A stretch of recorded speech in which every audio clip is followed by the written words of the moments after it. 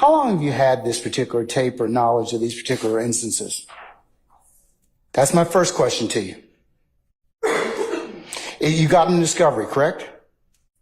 Sir, Did you get them in discovery? yes, the prior. Okay, then why are you just now, yesterday, telling me orally and not doing what you did in your motion so I could kind of take it up? What? I did do it in my motion. No, you filed a motion, but you could have filed this thing months ago.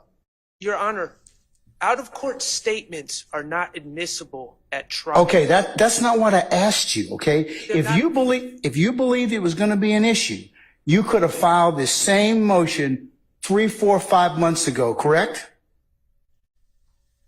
It's not. Yes or no? If you want me to say yes, Your Honor. Okay, that's my point. That's my point about being a forewarned judge is a happy judge, okay? Because we are now taking time out and I'm putting the jury in the back on something that you told me yesterday about, but you could have memorialized this in a motion more than 3 months ago, probably last year. And I could have taken it up and I could have ruled on this. I don't have any problem with that, but this is an example of something.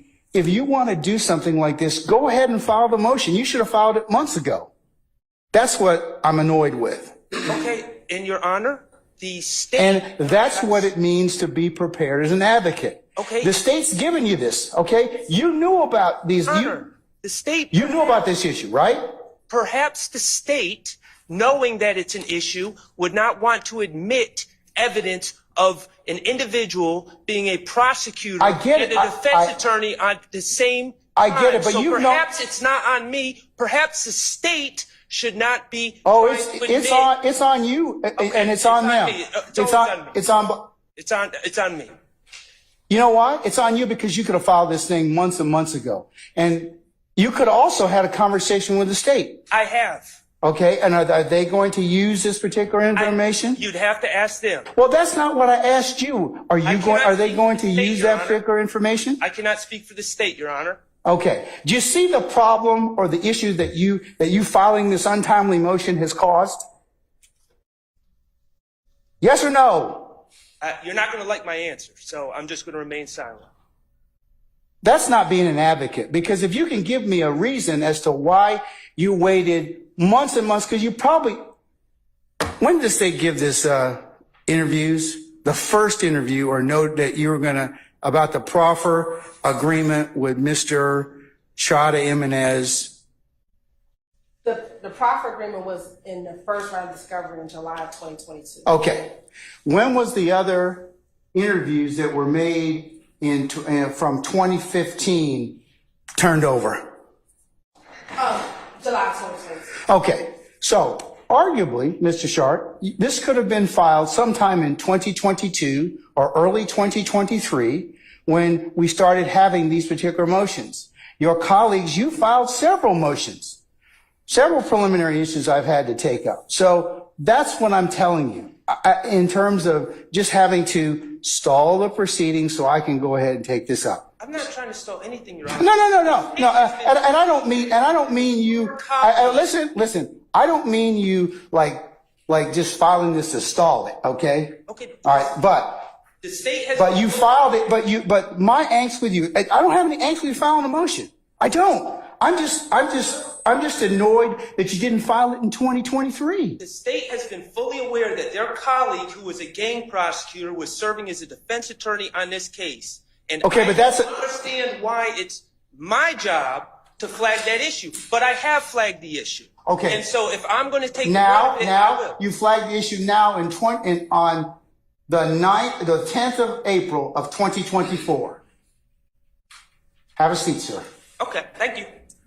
State, are you going to be using this recording involving, I'm going to mark Mr. Schart's motion in limine as the next court exhibit, but are you going to really use this motion, use the proffer agreement or proffer that was held on or about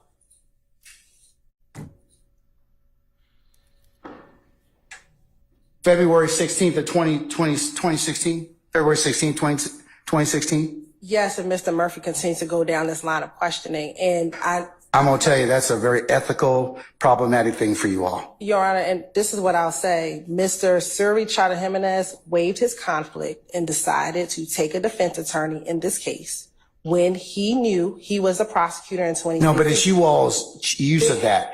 I think that waiving is another separate issue, okay, which we didn't have to get into because of that particular issue. But utilizing his particular proffer he was involved in might be a problem. But it's a proffer of the state of it's a prior inconsistent statement. But he's a counsel that was involved in this case. Right, but Your Honor, there's no legal basis, there's no ethical basis for this ruling. He was a state's attorney, like anyone else can get jobs and move on and do whatever they want. I know that, and but there's a prior inconsistent statement. Whoever the state's representative is doesn't matter. The fact of the matter is it's a prior inconsistent statement. Well, I think it may confuse the jury because the jury's seen Mr. Jimenez as a defense counsel for another prior accused who is now no longer in this case. So yes, there is the possibility and the probability that they are going to be confused about that. So can we not just instruct the jury that he was previously with the state of Georgia and left and got a new job? Like what? There's a remedy for that. The state is not going to harp on the fact that Mr. Jimenez was a prosecutor then, but this is the prior inconsistent statement. He had a previous job, and like anyone else in the world, in the country, they can leave their position and go on to another case. When this case started, Mr. Jimenez knew that this proffer existed. He chose to represent a client in this case. He's no longer representing any of these individuals in the courtroom, Your Honor. So Mr. Jimenez, as a defense attorney or a prosecutor in this case, is of no consequence because he's not even present in these proceedings. His work with this case is completed, Your Honor. The sole reason why we're bringing this in has nothing to do with Mr. Jimenez. It has solely to do with the prior inconsistent statement, and the state should be able to confront this witness with any prior inconsistent statement that he plans on clearly giving during the course of his testimony in court. You'd agree that Mr. Chada Jimenez's, if the tape or anything would be utilized, it would have to be redacted. I don't agree with that, Your Honor, because he does not, and a few things about the proffer, Your Honor. But you see, here's the problem, and here's what I'm going to get on you all about. You all knew this was going to be an issue. We did not. You put this in discovery. But we did not think one of your former colleagues who took a proffer, who then you made it as part of your discovery. So how could you know it wasn't an issue? Because, Your Honor, we put the proffer because that's the prior consistent statement. It had nothing to do with Mr. I know, but we did not think this was going to be an issue. But the employment issue may be something that the court wanted to take up. Your Honor, but the state did not believe that to be an issue until Mr. Schardt brought it to our attention yesterday. The state did not believe it to be an issue because all right, I guess you all will be working this weekend then, because this is exactly what I told you was going to be a problem.